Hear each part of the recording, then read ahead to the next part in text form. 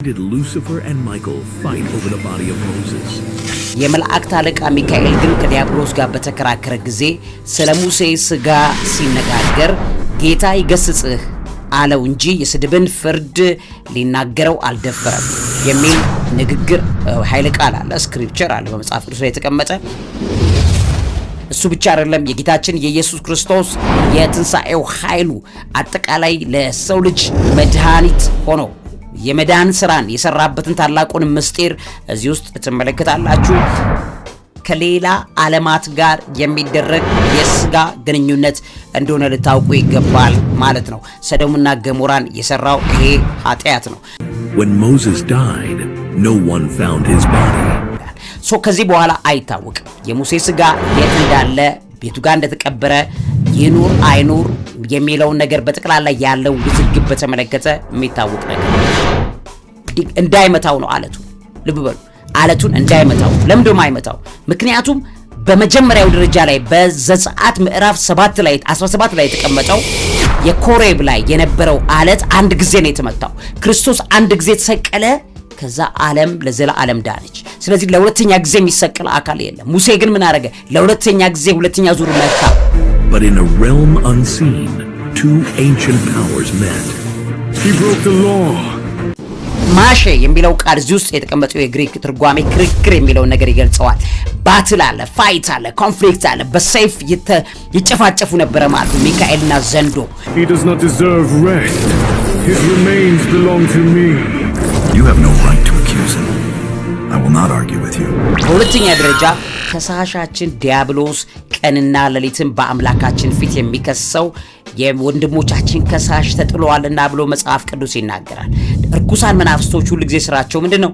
ከሳሽነት ነው። መክሰስ መክሰስ መክሰስ መክሰስ ነው። በትክክል ይሄን ስታዩ እዛ ቦታ ላይ ያለው ክርክር ምስጢሩ መጨረሻ ላይ በደንብ ይገባቸዋል። ይሄን ከሳሽነቱን ያዙልኝ። The Lord rebuke you. You hide behind his name because you have no power of your own. ፍርዱን ለእግዚአብሔር አሳልፎ በመስጣቱ የተነሳ የማገለግለው አምላክ ይፍረድብህ በሚለው ሰዓት ላይ ፍርዱን እግዚአብሔር እንዳደረገ እግዚአብሔርም ጌታም ዲያብሎስን እንደፈረደበት ይሄ በጣም ትልቁ ነገር እንደሆነ ታያላችሁ። ስለዚህ ዲያብሎስ የሙሴን ስጋ ለምን ፈለገ የሚለው አንደኛው I do not judge by my own word. Judgment belongs to God. እግዚአብሔር ያንን በማድረጉ የተነሳ የሙሴን ስጋ ሸሽጎታል። እንግዲህ እግዚአብሔርም የሙሴን ስጋ የሸሸገበት ዋነኛው ምክንያት ይሄ ነው። ምክንያቱም ሙሴ እዚህ ያንን ነገር ለማስቆም የሙሴን ስጋ ቢያገኘው ኖሮ ዲያብሎስ ያንን ነገር ሊያደርግ ይችላል። ነገር ግን በዓለም ታሪክ የሙሴ ስጋ የት እንደተቀበረ የት እንዳለ ማንም የሚያውቅ እንዳይኖር አድርጎ እግዚአብሔር የሸሸገበት ዋነኛው ምስጢር ኤክስተት በክርስቲያኖች ዘንድ እንደ መልካምና እንደ ክፉ አጋጣሚ መካከል በሚደረጉ መንፈሳዊ ውጊያዎች ላይ በጣም መሰረታዊ ነው። ዲያብሎስ በእኛ ህይወት ላይ በሚያደርገው ውጊያ ላይ ጌታ ይገስጽ። the Lord rebuke you ማለት ነው። the Lord rebuke you ይሄ ቃል ባይዞ በጣም ፓወርፉል ቃል ነው። If you believe God is your defender, type Amen and declare, the Lord fights for me.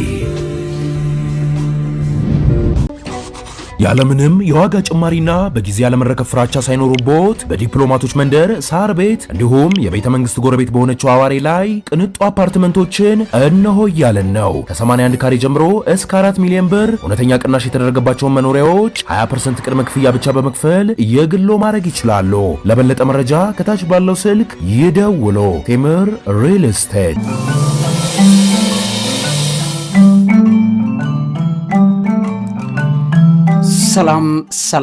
ሰላምና ጤናን ፍቅርን በረከትን ያድልኝ። ክብራትና ክብራን ይሳርስ ይሁዳ መልእክት እንግዲህ አንድ መጽሐፍ እንዳለው ይታወቃል። በይሁዳ መልእክት በአዲስ ኪዳን ላይ ያለ ነው። ቁጥር 9 ላይ በግልጽ የሚናገረው ነገር አለ። ይሁዳ 1:9 ላይ በሚካኤልና በሰይጣን መካከል ያለን ነገር ይገልጽልናል። እዛ ጋር በግልጽ የተቀመጠ ነገር ነው። የመላእክት አለቃ ሚካኤል ግን ከዲያብሎስ ጋር በተከራከረ ጊዜ ስለ ሙሴ ስጋ ሲነጋገር ጌታ ይገስጽህ አለው እንጂ የስድብን ፍርድ ሊናገረው አልደፈረም የሚል ንግግር ኃይለ ቃል አለ፣ ስክሪፕቸር አለ በመጽሐፍ ቅዱስ ላይ የተቀመጠ። የመላእክት አለቃ ሚካኤል ከዲያብሎስ ጋር የተከራከረበት ነገር እንዳለ ይታወቃል። በተከራከረበት ሰዓት ላይ ስለ ሙሴ ስጋ ተነስቶ በዛ በሙሴ ስጋ ዙሪያ ላይ የተደረገ ነገር አለ።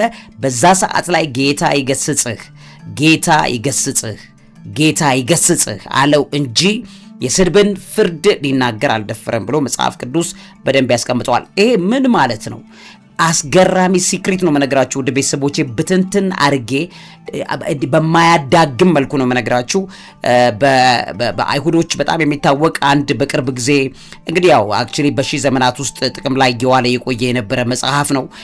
ያ መጽሐፍ ተገጣጥሞ በዛ ሰዓት ላይ በተለይ ከይሁዳ መልእክት ሐሳብ ጋር ያለ የተያያዘ መጽሐፍ ነው። the assumption of ሞሰስ የሚል ወይም ደግሞ የሙሴ መታሰቢያ ወይም የሙሴ ኪዳን የሚል የጥንት የአይሁዶቹ መጽሐፍ አለና በዛ ላይ የተገኘ ነው። የጥንት መጽሐፍ ነው። በሺህ ዘመናት ሙሴ ከነበሩ በኋላ የተጻፈ አይነት መጽሐፍ ነው። በዚህ the assumption of ሞሰስ ወይም የሙሴ መታሰቢያ በሚለው የሙሴ ኪዳን በሚለው መጽሐፍ ላይ ተካቶ ተቀምጧል። ምክንያቱ ምን እንደሆነ ነገር ግን በይሁዳ መልእክት ላይ በአጭሩ ነው የተናገረው።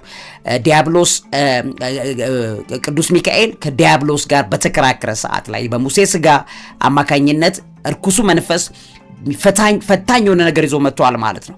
የዛ ሰዓት ላይ ጌታ ይገስጽህ አለው እንጂ የስድብን ነገር ሊናገር አልደፈረም ብሎ ይላል። ምን ማለት እንደሆነ በደንብ አድርጌ ተንትኜ ልንገራችሁ ውድ ቤተሰቦቼ፣ ተዘጋጁ። እዛ ውስጥ የምነግራችሁ ነገር በጣም ጥልቅ ነው። ረጅም ጊዜ ብዙ ነገር ይፈታላችኋል። ስፔሻሊ አሁን ባለው የመጨረሻው ዘመን ላይ ያለውን ነገር በትክክል በታትኖ የሚያስረዳችሁ ነገር ነው ይሄ ጉዳይ። እሱ ብቻ አይደለም፣ በጸረ ክርስቶስ መንፈስ አሁን በመጨረሻው ዘመን ላይ እነሳሉ ብሎ የሚያጓራውን አቆሻሻ መንፈስ እንዴት አድርጎ እንደሚቀጣው ይሄ ትምህርት ታዩታላችሁ። አናቱን የምትቀጠቅጡበት ታላቅ ምስጢር እዚህ ውስጥ አለ። እሱ ብቻ አይደለም፣ የጌታችን የኢየሱስ ክርስቶስ የትንሣኤው ኃይሉ አጠቃላይ ለሰው ልጅ መድኃኒት ሆኖ የመዳን ስራን የሰራበትን ታላቁን ምስጢር እዚህ ውስጥ ትመለከታላችሁ። እሱ ብቻም አይደለም፣ በተለይ በርኩሱ ዓለም ላይ በእኛ ላይ የሚደረጉ ማናቸውም ነገሮችን ከዚህ አንጻር እንድትረዱት በከፍተኛ ደረጃ ያግዛቸዋል። ስለዚህ እሱ ላይ መሰረት አድርገን ቆይታ ላድርግላችሁ። መምህርና ጋዜጠኛ አብይ ይልማ አብረን ቆይታ እናደርጋለን። እንኳን ለበዓሉ በሰላም አድርሳችሁ ማለት እወዳለሁ። እውቀት ታላቁ እግዚአብሔርን ታከብራለች። እንግዲህ ክቡራትና ክቡራን የሣድስ ቤተሰቦቼ ሁሉ ጊዜ የርኩሱ ዓለም ከወደቀ ከተጣለ በኋላ እንግዲህ ለሚሊየን ቢሊየን ዘመናትም ሊሆን ይችላል። ነገር ግን የሰው ልጅ በተፈጠረ በእነዚህ 8000 ዓመታት ሁሉ ሳይቀር ኮስሚክ ባትል አለ። በማይታየው ዓለም ላይ የሚደረግ የርኩሱ ዓለም መናፍስቶችና የቅዱሳን መላእክት ጦርነት የታወቀ ነው። ይሄ በአንድ የሆኑ ዲክሌር ይደረገና የተቀመጠ እንደሆነ ይታወቃል። ይሄን አይነት ጦርነቶች በከፍተኛ ደረጃ በየቀኑ እስከ ዛሬም ድረስ በህይወታችሁም ውስጥ ይደረጋሉ። እኛ ክርስቶስን የምናምን በክርስቶስ አማካኝነት የእግዚአብሔር ልጆች የሆንን ክርስቲያኖችን በጠቅላላ የርኩሱ ዓለም በእኛ ላይ የሚያደርጋቸው ጦርነቶች አሉ። እነዚህን ጦርነቶች በተመለከተ ለግል የሚመደቡልን መላእክቶች ከርኩሳን ዓለማት ጋር የሚያደርጉት ፍልሚያና ጦርነት እንዳለ ልናውቅ ይገባል። የመጀመሪያው ነገር ይሄ ነው። ይሄን መሰረት በማድረግ በይሁዳ መልእክት ምዕራፍ 1 ከቁጥር 9 ላይ ይሄንን በደንብ አድርጎ ያስቀምጠዋል። መኖሪያቸውን የተዉት እንጂ የራሳቸውን አለቅነት ያልጠበቁትን መላእክት በዘላለም እስራት ከጨለማ በታች እስከ ታላቁ ቀን ፍርድ ድረስ ጠብቋቸዋል ይልና እንዲሁም እንደ እነርሱ ዝሙትን ያደረጉና ሌላን ስጋ የተከተሉ ይለዋል። ሌላን በይሁዳ መልእክት ምዕራፍ 1 ላይ ምን ይለዋል? ሌላ ስጋን የተከተሉ። ይሄንን በአእምሯችሁ ላይ ያዙ። ሌላ ስጋ ማለት ኤሊየን ማለት ነው። ኤሊየኖች የሚባሉት እንግዲህ ከሰው ልጅ ስጋ ውጪ ያሉ ሌሎች ናቸው። እነዚህ ኤሊየን የሚባሉት ወይም ከሌላ ዓለማት ላይ የሚመጡ እንግዳ ስጋ ለበስ አካላት በኖህ የጥፋት ውሃ ዘመንም ጭምር መተው በሰው ልጆች ላይ ምን ያህል ነገር እንደፈጸሙ ይታወቃል። እንደዚህ ኤሊየን የሚባሉት አሁን ከሰው ልጅ ጋር ያለውን ነገር በተመለከተ በግልጽ የሚያሳየን ነገር አለ።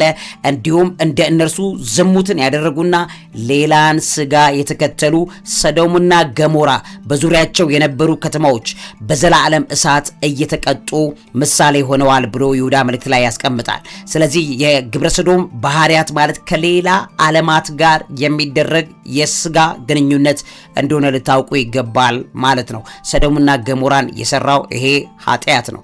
እንዲሁም አለ በቁጥር 8 ላይ እነዚህ ሰዎች ደግሞ እያለሙ ማለትም ሪቲንክ ያርጉ፣ ማለም፣ ማቀድ፣ ማሰላሰል ስጋቸውን ያረክሳሉ። ጌትነትንም ይጥላሉ፣ ስልጣን ያላቸውንም ይሳደባሉ፣ ያልማሉ፣ ኢማጂን ያደርጋሉ። ሜዲቴሽን ላይ አሁን በምታዩት ዮጋ ሜዲቴሽን በሜዲቴት እናልም እንመሰጥ በሚሉት ዓለማት ላይ ይገቡና ስጋቸውን ያርክሳሉ፣ ጌትነትንም ይጥላሉ። የክርስቶስን ጌትነት ሁሉ ይጥሉታል።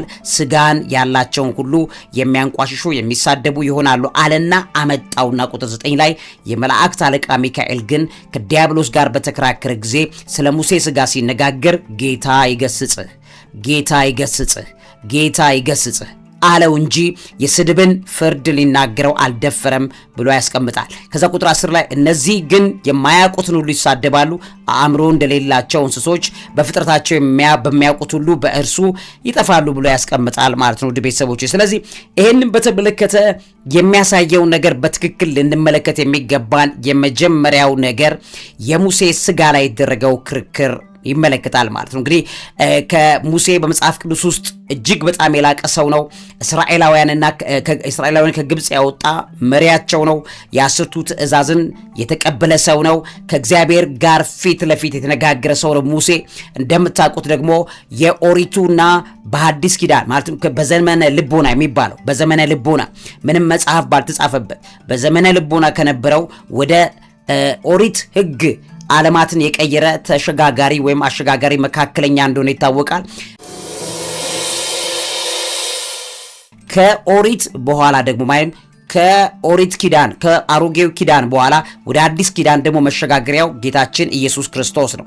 ስለዚህ የሙሴ ጉዳይ ሲነሳ በጣም ብዙ ጊዜ በአዲስ ኪዳንም የክርስቶስን ጉዳይ እያነሱ አንተ ከሙሴ ጋር እያሉ ሲያነጻጽሩት ሙሴ እያለ ስለኔ ነው የጻፈው እያለ ጌታችን ሲናገር ትሰማላችሁ። ስለዚህ የሙሴ መሸጋገሪያነትና የጌታችን ኢየሱስ ክርስቶስ ደግሞ የዘላለም መሸጋገሪያነት ሁለቱን የሚያነጻጽሩበት ነገር እንደሚታወቀው ለእስራኤላውያን እንደቀላል የሚታይ አይደለም። ስለዚህ በዚህ የተነሳና ሌሎች ምስጢሮችን ነግራቸዋለሁ። በአንደኛ ደረጃ የሙሴ ስጋ የት እንዳለ የሚያውቅ ማንም ሰው እንዳይኖር እግዚአብሔር አድርገዋል። የሙሴ ስጋ የት እንዳለ ማንም ሰው ከእግዚአብሔር ውጪ አያውቅም።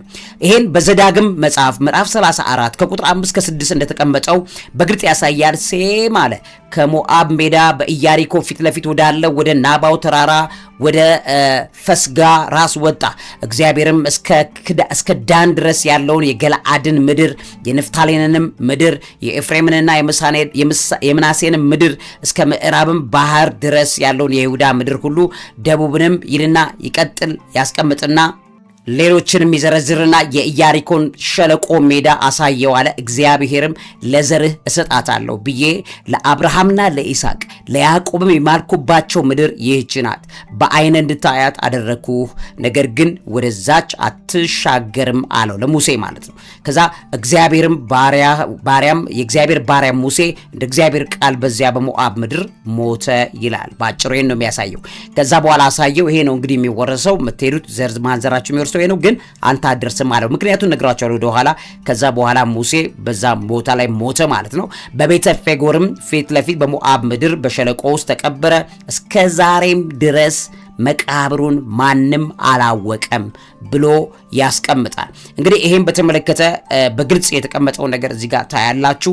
ሙሴም በሞተ ጊዜ እድሜው 120 ዓመት ነበረ። አይኑም አልፈዘዘም፣ ጉልበቱም አልደነገዘም።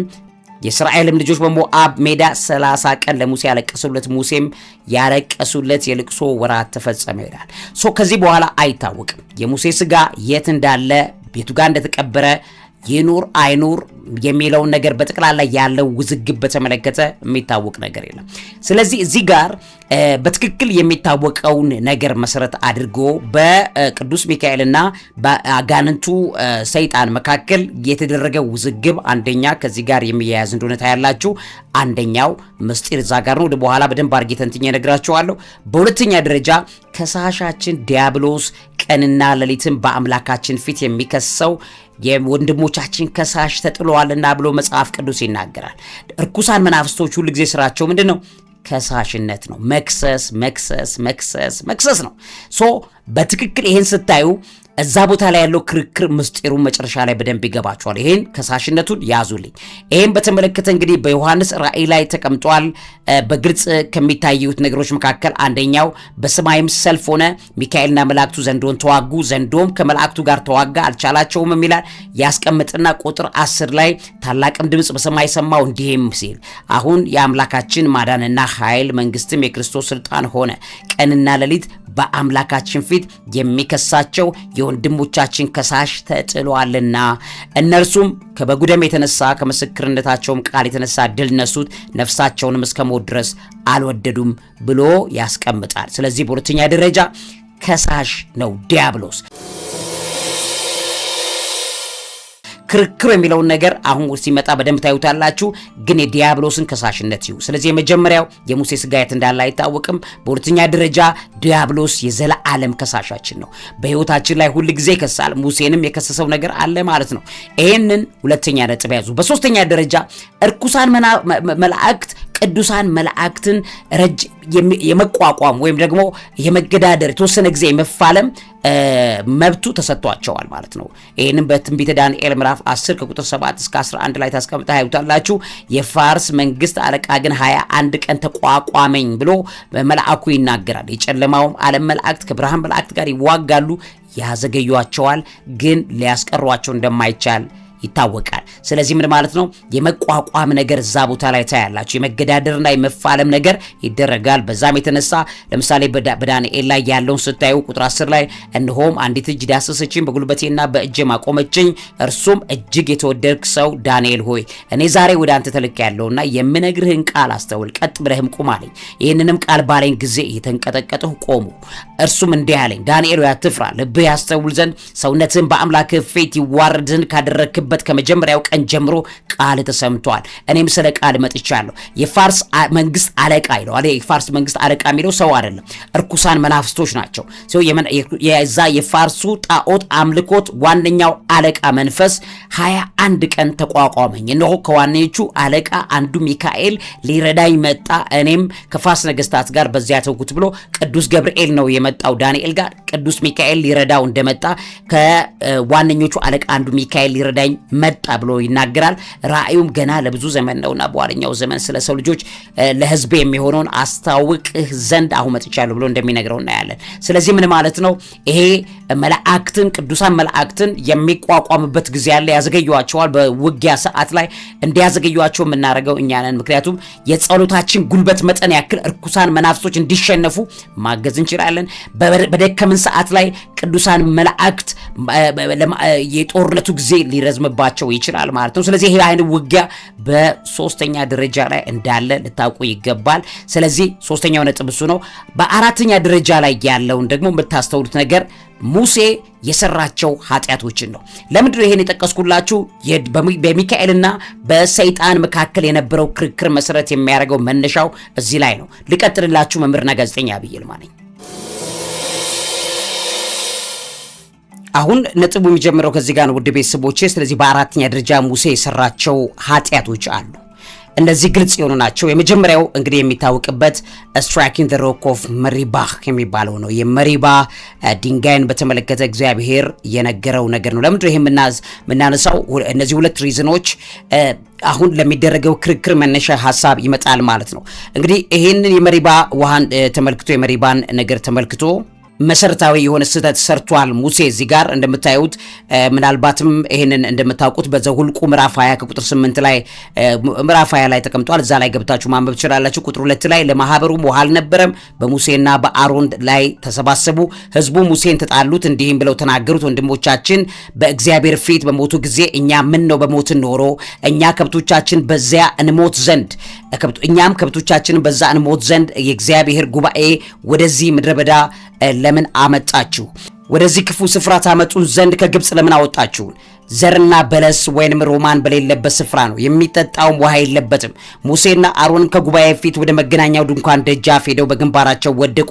የእግዚአብሔርን ክብር ተገለጠላቸው። እግዚአብሔር ሙሴ እንዲህ ብሎ ተናገረው። ልብ በሉ፣ እንዲህ ብሎ ተናገረው፣ በትርህን ውሰድ፣ አንተና ወንድም አሮን ማህበሩን ሰብስቡ፣ ድንጋዩም ውሃን እንዲሰጥ ነው የሚለው። ውሃን እንዲሰጥ እነርሱ ሲያዩ ተናገሩት። ምኑን?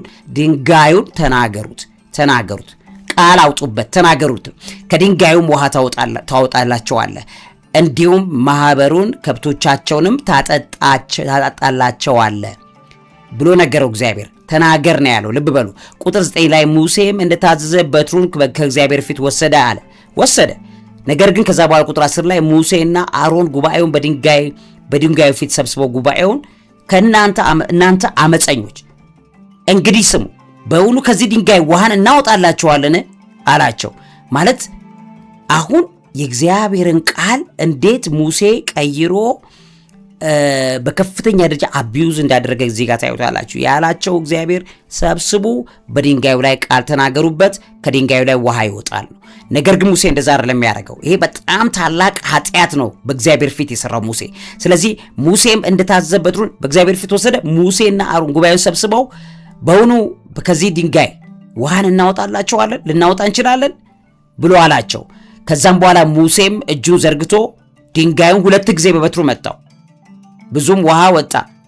የወጣው በሙሴ እምነት ምክንያት አይደለም፣ በያዘው ዘንግ ምክንያት ነው፣ ከእግዚአብሔር ስለወሰደው። ግን የተነገረው ምንድነው? በድንጋዮቹ ላይ ቃል ተናገር ነው፣ ቃል አውጣ ነው። ማህበሩም ከብቶቻቸው ጠጡ። እግዚአብሔር ሙሴንና አሮንን በእግዚአብሔር ልጆች ፊት ትቀድሱኝ ዘንድ በእኔ አላመናችሁምና። አሁን እግዚአብሔር በጣም የተቆጣበት ሞመንት ነው። ምን አላቸው?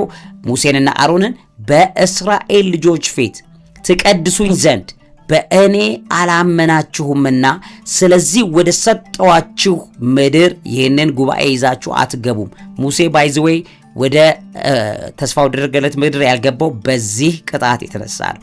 እግዚአብሔር ለቃሉ ፍጹም ታማኝ ነው። እግዚአብሔር ለሕጉ በጣም ታማኝ አምላክ ነው። ሙሴን ይወደዋል፣ አዎ ይወደዋል። ግን ከቃሉ በላይ የሚወደው ነገር የለም እንደምታውቁት ማለት ነው። በቃሉ አይደራደርም። ቃሉ ከምታልፍ ሰማይና ምድር ብታልፍበት ይቀለዋል። እንኳን አይደለም ሙሴ ሰማይና ምድር ቢያልፍ ይቀለዋል እግዚአብሔር። ስለዚህ ምን አለው? አትገባም አለው። ለምን? እኔ አድርግ ያልኩህን ነገር አይደለም ያደረግከው። ሄደ ጉባኤው ፊት የተናገርከው ሌላ ነው። እኔ ከድንጋዩ ላይ ተናገርበት የውሃ ያወጣል ነው እንጂ በበትር ምታ አላልኩም። ስለዚህ በእግዚአብሔር በእስራኤል ልጆች ፊት ትቀድሱኝ ዘንድ በእኔ አላመናችሁምና ስለዚህ ወደ ሰጠዋችሁ ምድር ይህንን ጉባኤ ይዛችሁ አትገቡም አላቸው። ቁጥር 13 የእስራኤል ልጆች በእግዚአብሔር ላይ ጠብ ያደረጉበት እርሱም ቅዱስ መሆኑ የተገለጠበት ይህ የመሪባ ውሃ ይባላል ማለት ነው።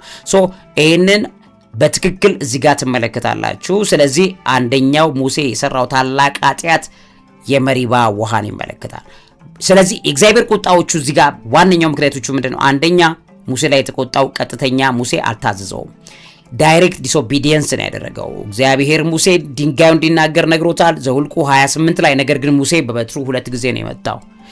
ሁለተኛ የእምነት ማጣት ወይ አለማመን lack of faith በዛ ሰዓት ላይ በሙሴ ሕይወት ላይ ገባበት። ሙሴ የእግዚአብሔርን ትእዛዝ ከመታመን ይልቅ በራሱ አመክንዮ፣ በራሱ ማሰላሰል፣ በራሱ ሪዝኒንግ ሄደ። እንደገና በብስጭትና በቁጣ ነው የተነሳው። ውሃ አሁን ከዚህ እናወጣለን አሁን ይቻላል አይነት በእግዚአብሔር ላይ ማጉረምረም ነው ይሄን ያደረገው። ይህም የእግዚአብሔርን ውሃ እንዲሰጥ ተናገር ብሎት የተናገረውን ትእዛዝ ትቶ በራሱ በድንጋይ በትር በመሄዱ የተነሳ እግዚአብሔር በጣም ያዘነበት ሁለተኛ የእምነት ማጣት ነው ሙሴን የቀጣው። ሶስተኛ እግዚአብሔርን ለመቀደስ አለመቻሉ failure to sanctify God። ይህም በጣም ታላቅ ኃጢአት ነበረ በእግዚአብሔር ፊት። ስለዚህ እግዚአብሔር በእስራኤል ልጆች ፊት እንደ ቅዱስ ልትቆጥረኝ አላመንከኝም ነው የሚለው በዘኍልቍ 20 ከቁጥር 12 ላይ። ስለዚህ የሙሴ ድርጊት ለራሱ ክብር የሚወስድ ይመስላል። ለራሱ ክብር የሰበሰበ ነው ሙሴ የሚስለው። ስለዚህ እሱም አሮንም ሙሴም እግዚአብሔርን ሳይሆን ውሃውን የሚያመነጩ ራሳቸው እንደሆነ አድርገው ነው ያሳዩት። በዚህም የተነሳ እግዚአብሔር በጣም አዝነዋል።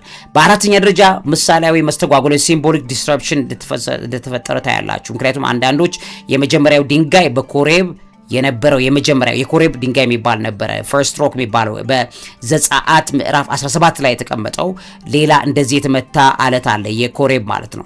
ያንን በተመለከተ እንግዲህ የመጀመሪያው ምሳሌ የክርስቶስን የሚያመለክት ነው።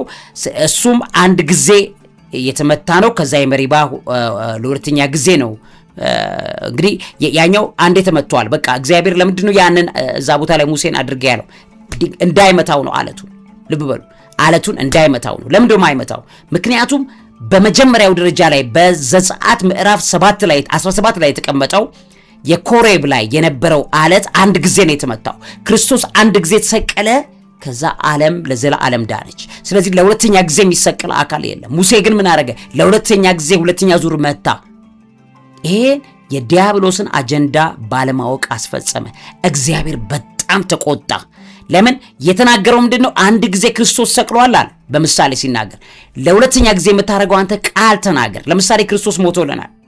ስለዚህ ዳግም የምንሰቃይበት የምንሞትበት መከራ የምንከፍልበት ምንም ሪዝን የለንም። የምናደርገው ቃል እንናገራለን። የእግዚአብሔርን ቃል እናወጣለን። በክርስቶስ ኢየሱስ ሞትና ትንሣኤ ብለን ስንናገርበት ይሰራል።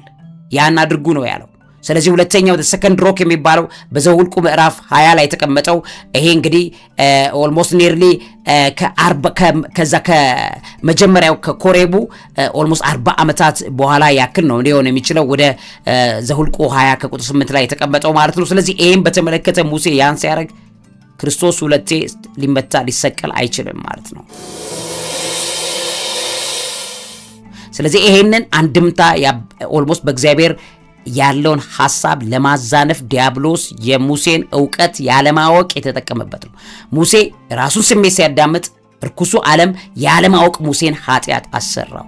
ስለዚህ ለምንድን ነው ይሄ የመጀመሪያው ኃጢአት ነው ባይዘው አሁን ያነሳውላችሁ ምክንያት አለ። ሙሴና ሚካኤልና ሰይጣን በሙሴ ስጋ በተከራከሩ ሰዓት የሚለው ነገር ምስጢሩ የሚያያዘው ከዚህ ጋር ስለሆነ ነው። ስለዚህ ምንድን ነው ይሄ? አንደኛው የሕዝብን ውድቀት አምጥቶታል። ይሄ መመሪያ በመላው ጉባኤ ፊት የቁጣና ያለመታዘዝ የሕዝብ ፊት መገለጡ ለእግዚአብሔር ኃይልና መመሪያ አክብሮት ማጣት እንደሆነ ያሳያል። ውጤቱም እንግዲህ እንደሚታወቀው እግዚአብሔር ሙሴን ሆነ አሮንን እስራኤላውያንንም ጭምር ወደ ተስፋይቱ ምድር እንዳይገቡ አድርጎ ከለከለ። ልጆቻቸውን የወረሱት እነሱ እንዳይወርሱ ከለከለ። የመጀመሪያው ዲያብሎስ ያሰራው አደገኛ ኃጢአት ይሄ ነው። በማወቅም ባለማወቅም የምናደርገው ኃጢአት አለ ውድ ቤተሰቦቼ። ነገር ግን ማሰብ ያለብን እግዚአብሔር በትክክለኛ ልባችንን እያዳመጥን በሄድን ቁጥር ወይም ራሳችንን በማዳመጥ እግሩ ስንመሰጥ የእግዚአብሔር እውነት ከልባችን የጠፋብን ይመጣል። ስለዚህ ሙሴም እንደዛ ነው ያደረገው ርኩሱ ዓለም ማለት ነው። በሁለተኛ ደረጃ እንግዲህ ሙሴ የሚታወቅበት ሰይጣን ያሰራው ኃጢአት ለክስ የሚያበቃው ኃጢአት፣ ምክንያቱም ከሳሽ ነውና ዲያብሎስ ሙሴን የከሰሰበት ከሚካኤል ጋር በተከራከሩ ሰዓት የሚለው ክስ ነው ያነሳው ከሳሽ ነው። ያን ክስ ያነሳበት ምክንያቱ ሁለተኛው ኃጢአት ሙሴ ግብፃዊውን ገሎታል። እንደምታውቁት ማለት በመጽሐፍ ቅዱስ ላይ ተቀምጧል። ይሄ መጽሐፍ ቅዱስ ላይ በዚያም ወራት እንዲሆነ ሙሴ ጎበዝ በሆነ ጊዜ ወደ ወንድሞቹ ወጣ፣ የሥራቸውንም መከራ ተመለከተ። የግብፅም ሰው የወንድሞቹን የዕብራውያንን ሰው ሲመታ አየልና ወዲያና ወዲህ ተመለከተ፣ ማንንም አላየም። ግብፃዊውን ገደለ፣ በአሸዋም ውስጥ ሸሸገው ብሎ ያስቀምጣል ማለት ነው። ስለዚህ ሙሴ ዲያብሎስ ያሰራው ሁለት አበይት ኃጢአቶች አሉ ማለት ነው። ሁለት አበይት ኃጢአቶች በመኖራቸው የተነሳ አሁን የክሱ ጉዳይ ሲጀመር ታያላችሁ። በአምስተኛ ደረጃ ይሄ ነጥብ በከፍተኛ ደረጃ በሙሴ ሞት ሰዓት ላይ የይገባኛል ክርክር ተነሳ ማለት ነው።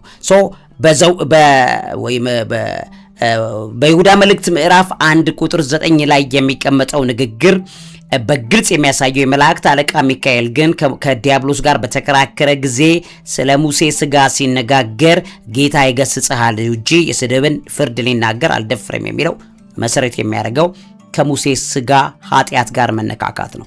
ስለዚህ ሙሴ ከኃጢአት ጋር ተነካክቷል። ስለዚህ ምን አለው ማለት ነው? እርኩሱ አለ የይገባኛል መብት አለው ማለት ነው። ስጋው ይገባኛል፣ የኔ ነው ስጋው።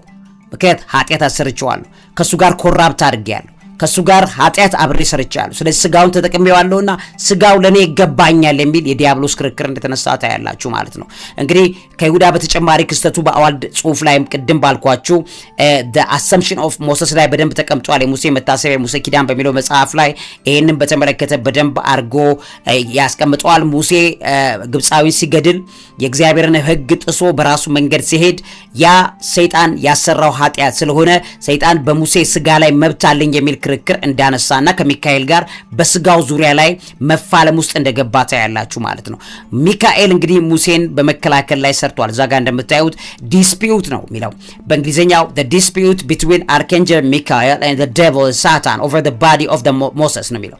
ስለዚህ እዛ ጋር ምን አለ ማለት ነው? ዲስፒዩት አለ፣ ፋይት አለ፣ ጦርነት አለ። እዛ ውስጥ የምታዩት አንዱ የቃሉ ትርጓሜ ጦርነት እንዳለ የሚያሳያችሁ ለምሳሌ በግሪክም ቋንቋ በዕብራይስጥም ያለውን ትርጓሜ ስታዩት ነው። በግሪክ አንደኛው ሱዜቶ የሚል ቃል አለ። ይሄንን ተከራከሩ የሚለው ነገር ቃል ሲያሳይ ሱዜቶ ብሎ ይገልጸዋል። አንደኛው ይሄ ቱ ኢንቨስቲጌት ጆይንትሊ ዲስከስ ኮንትሮቨርት ኮስቲን መጨቃጨቅ ሁሉ አለበት፣ ዲቤት አለበት። ይሄ የምታዩት ነው። ሌላኛው ደግሞ አንቲሎጂያ የሚባል ቃል አለ። ይሄን ቃል ሲተረጉሙ አንቲሎጂያ ብሎ በግሪኩ ያስቀምጠዋል።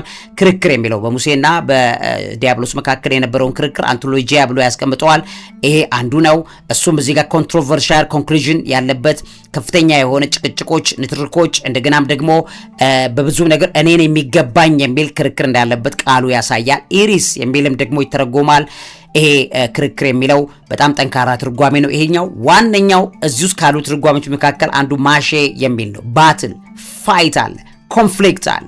ስለዚህ በሚካኤልና በሰይጣን መካከል በሙሴ ስጋ አማካኝነት አትወስደውም ትወስደዋለህ የሚል መንፈሳዊ ጦርነት በሳንጃ የተደረገ ፍልሚያ እንዳለ ታያላችሁ ማለት ነው እንጂ ዝም ብሎ እንደ መከራከር ብቻ አይደለም። የስ ሁሉንም ያካትታል። ለምሳሌ እዛ ውስጥ በነበረው ክርክር የሚለው ሱዜቶ፣ አንቲሎጂያ፣ ኢሪስ፣ ማሼ እንደገናም ደግሞ ፊሎኒኪያ የሚልም ቃል ይተረጎማል ማለት ነው። እነዚህ ሁሉ ትርጓሜዎች አሉት። አሁን ዝርዝሩ በደንብ ጊዜ የለኝም ለመግባት ማለት ነው። ስለዚህ ማሼ የሚለው ቃል እዚህ ውስጥ የተቀመጠው የግሪክ ትርጓሜ ክርክር የሚለው ነገር ይገልጸዋል።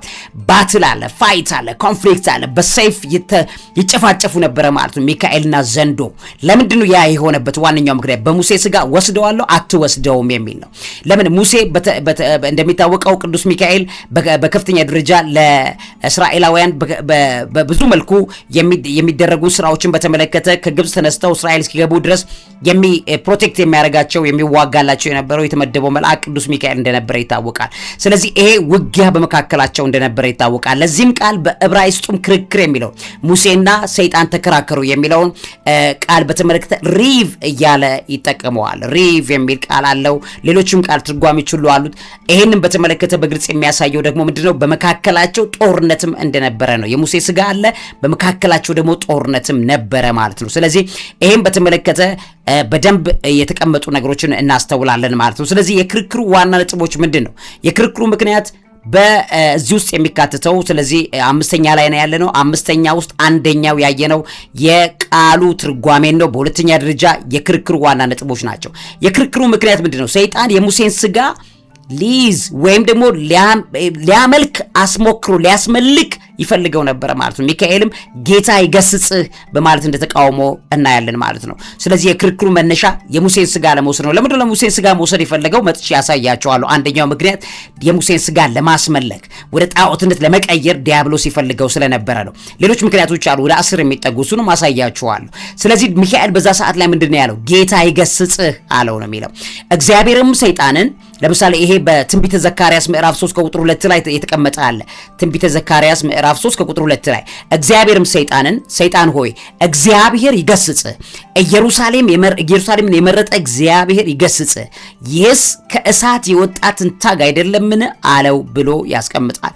እግዚአብሔር የመገሰጽ ረቢውክ ሲደረግ ሰይጣንን ተቃውሙት ከእናንተ ይሸሻል፣ እግዚአብሔርም ይቃወመዋል ይሄዳል። ስለዚህ ይገስጸዋል። ሚካኤል ምንድነው ያለው? እኔ የምዋጋው በእግዚአብሔር ኃይል ነው። ስለዚህ እግዚአብሔር ይገስጽህ። ምክንያቱም ሚካኤል እዛ ቦታ ላይ ጌታ ይገስጽህ የሚለውን ቃል ይጠቀምበት ዋነኛው ምክንያት ስልጣኑን ለራሱ ላለመውሰድ እንደሆነ ታያላችሁ፣ ታማኝነቱን እንደሆነ ታያላችሁ። ምክንያቱም ስልጣን ብዙ ሰው ለራሱ የሚወስድ አለ፣ ኃላፊነት የሚወስድ አለ። ነው እግዚአብሔር ነው እርኩሳን መናፍስትን መቅጣት የሚችለው። የክርስቶስ ኢየሱስ ሞትና ትንሣኤ ነው እርኩሳንን መቅጣት የሚችለው። ስለዚህ ጌታ ይገስጽህ ብለን በምንልበት ሰዓት ላይ እኔ ኃላፊነቱን አይደለም የኔ አይደለም መገሰጽ፣ ስራው የጌታ ነው። ስለዚህ ጌታ ይገስጽህ ማለትም ጌታ ያስወግድህ፣ ጌታ ለዘላለም ከስፍራዬ ላይ ይንቀልህ ማለት ነው። በሙሴ ስጋ አማካኝነት ለዘላለም ክርክር እንዳያነሳ ለአንዴና ለመጨረሻ ቅዱስ ሚካኤል ፋይት አድርጎት ካበቃው በኋላ ጌታ ይገስጽህ ሲለው ተቆርጦ የወደቀና ዳግም በዚህ ጉዳይ ላይ ምንም አይነት ክርክር እንዳይነሳ ይደረገበት ትልቁ ሲክሬት ጌታ ይገስጽህ የሚለው ቃል ነው። ሚካኤልም በራሱ ኃይል ሳይሆን ጌታ ይገስጽ በማለቱ የተነሳ አንደኛ እግዚአብሔር ላይ ያለውን ታላቅ እምነትና አክብሮት ነው የገለጸው።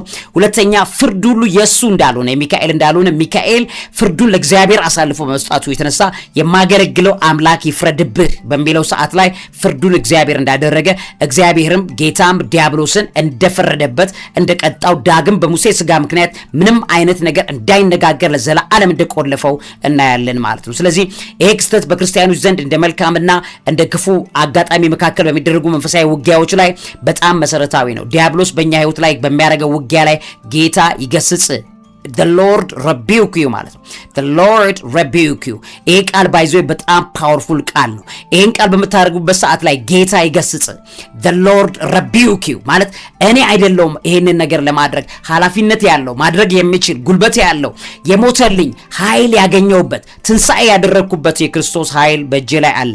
ጌታ ይገስጽ ስትለው ዲያብሎስ ለዘላለም ደግሞ በዛ ዙሪያ ላይ መከራከር እንዳይችል የምታስሩበት መንገድ እንደሆነ ታውቃላችሁ። ስለዚህ ክቡራትና ክቡራን የሣድስ ቤተሰቦቼ the Lord rebuke you ዲያብሎስ በህይወታችሁ ላይ ፋይት በሚያደርግ ሰዓት ላይ እግዚአብሔር እንዲሰራ ከፈለጋችሁ ጌታ ይገስጽህ የሚለውን ቃል ልትጠቀሙበት ይገባል። ለዚህም አራት ምክንያቶች በደንብ ያሳያሉ። ለመለኮታዊ ስልጣን መገዛት submission to divine authority እንግዲህ ቅዱስ ሚካኤል እዛ ቦታ ላይ ምንም እንኳን ታላቅ መልአክ ቢሆንም የራሱ ስልጣን ሳይሆን የእግዚአብሔርን ስልጣን ተጠቅሞ እንደሱን እንደሚቋቋም ስለሚያውቅ ፍርድን የመስጠትና የመገሰጽ የመጨረሻው ስልጣን እግዚአብሔር ብቻ መሆኑን ለማሳየት ጌታ ይገስጽህ እንዳሉት ያላችሁ ማለት ነው። ለዘላለም ዲያብሎስ ከዛ በኋላ ስለ ሙሴ ስጋ ምንም አይነት ክርክር እንዳላነሳ እናያለን። ትህትናንም ጭምር ሞዴሊንግ ሂዩሚሊቲን ጭምር ለማሳየት ቅዱስ ሚካኤል ያን አድርጓል። ሰይጣን በትዕቢት ከክብሩ ቢዋረድም ቅዱስ ሚካኤል ግን ከእርሱ ጋር የሚከራከርበት ወቅት በትህትና ተመርቶ ነው የሚያደርገው። ምክንያቱም የተሸነፈ ነው የወደቀ ነው ሰይጣን ብሎ የእግዚአብሔርን ሕግ አይጥስም ሚካኤል። ትህትና ምንም ዘር የላትም ቀለም የላትም በምንም ነገር የምትገለጥ አይደለችም። ስለ ትህትናውን ተመርቷል። ስድብ ወይም ደግሞ ክፉ ንግግር ከመጠቀም ይልቅ ሰላማዊና በትህትና የተሞላ ንግግሮች በሰዎች ህይወት ላይ ትህትና አርአያ ሆኖ መቀመጥ እንዳለበት የቅዱስ ሚካኤል መገሰጫው ይነግረናል።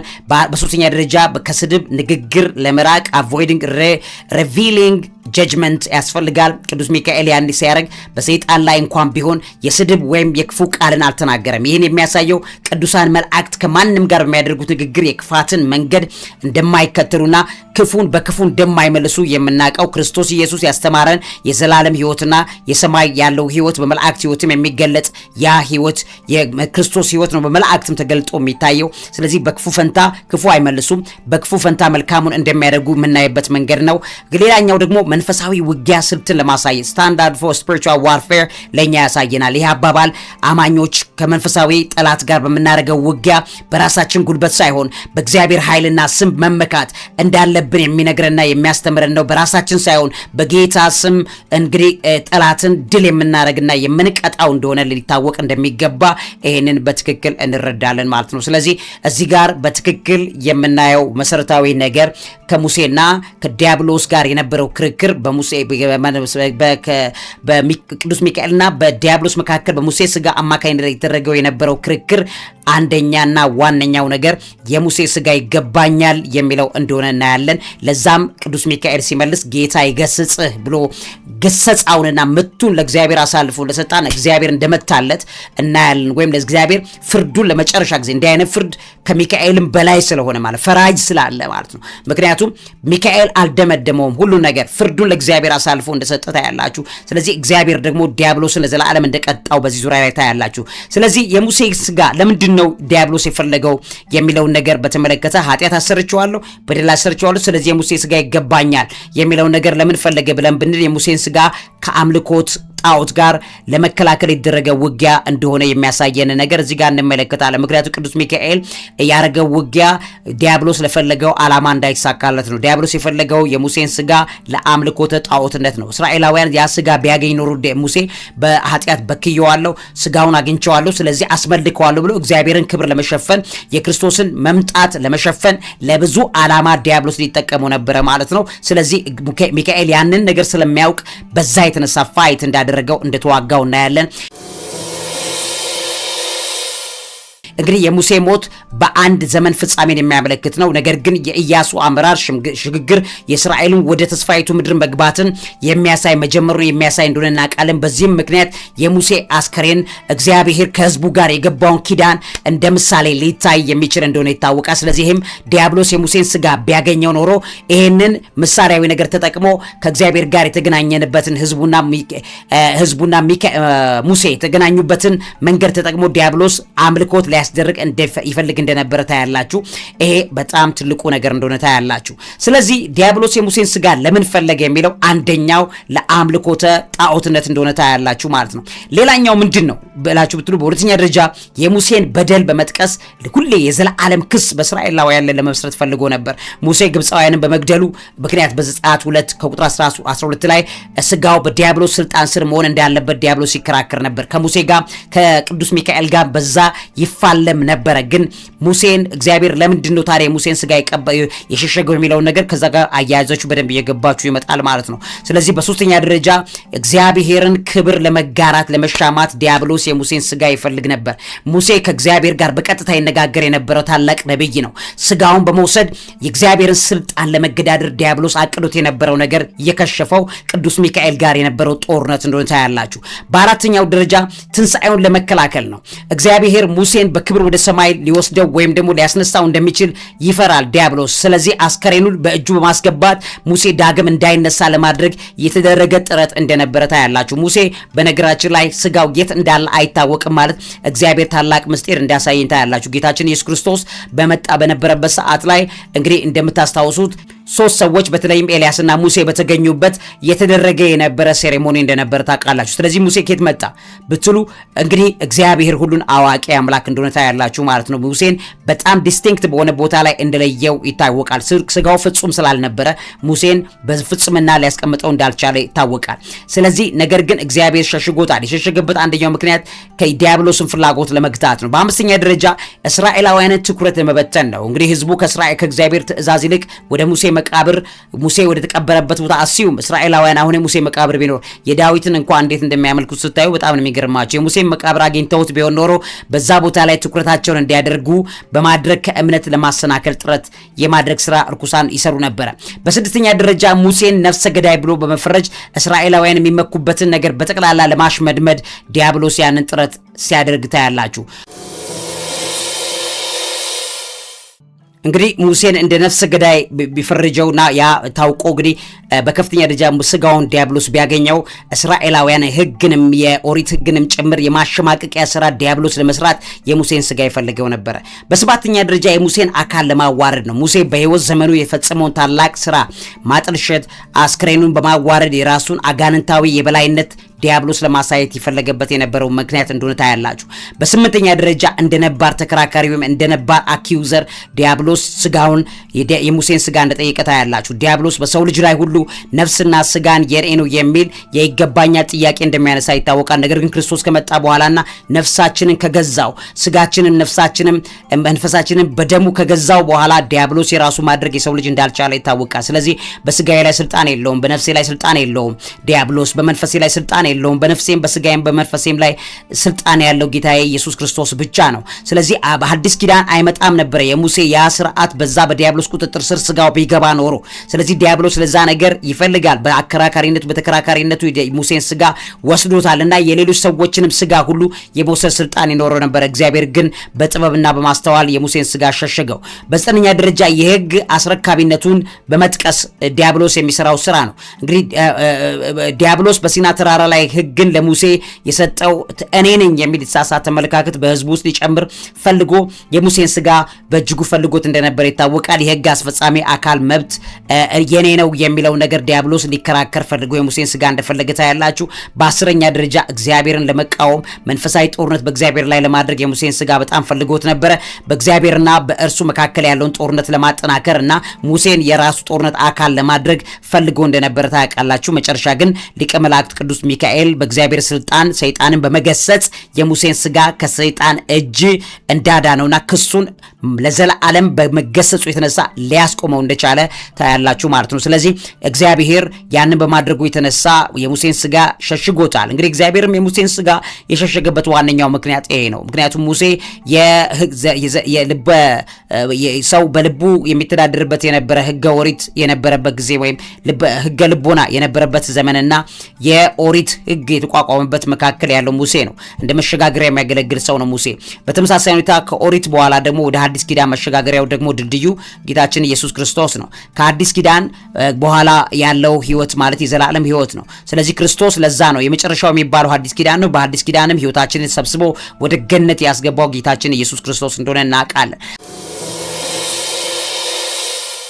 ስለዚህ በዚህ ውስጥ ሁሉ የሚደረግ መንፈሳዊ ውጊያና ጦርነት ውስጥ የሙሴን ስጋ በተመለከተ የተደረገው ክርክር መንፈሳዊ ሴክሬቱ በጣም ጥልቅ እንደሆነ ታያላችሁ። የጌታ የኢየሱስ ክርስቶስ መምጣትን ጭምር ለመከላከል ዲያብሎስ ያንን ነገር ይፈልግ ነበር። የሙሴን ስጋ ቢያገኘው የጌታችን መምጣት ላይም በጣም ብዙ ነገር ያደርግ ነበር። ምክንያቱም በሙሴ ቤተሰብ ውስጥ ነው እንግዲህ እንደ ዳዊት የሚመጡት። ከዳዊት በኋላ ነው የዳዊት ዘር በሚል ክርስቶስ የሚነሳው በዳዊት ወንበር እንደሆነ ታውቃላችሁ። ስለዚህ ያንን ነገር ለማስቆም የሙሴን ስጋ ቢያገኘው ኖሮ ዲያብሎስ ያንን ነገር ሊያደርግ ይችላል። ነገር ግን በዓለም ታሪክ የሙሴ ስጋ የት እንደተቀበረ የት እንዳለ ማንም የሚያውቅ እንዳይኖር አድርጎ እግዚአብሔር የሸሸገበት ዋነኛው ምስጢር የልጁ የኢየሱስ ክርስቶስ መገለጥ እውነት እንዲሆንና የጌታ የኢየሱስ ክርስቶስ መገለጥ ደግሞ ዓለምን ለማዳን ትክክለኛው ማዳኛ እሱ ስለሆነ የእሱ መንፈሳዊ ሕግና የልቦናችን ብርሃን የሆነው የክርስቶስ ሕይወት በሕይወታችን ላይ እንዲገለጥ የእግዚአብሔር ዓላማው ያ ስለሆነ የሙሴ አይደለም። የእግዚአብሔር ዓላማ የክርስቶስ ነው።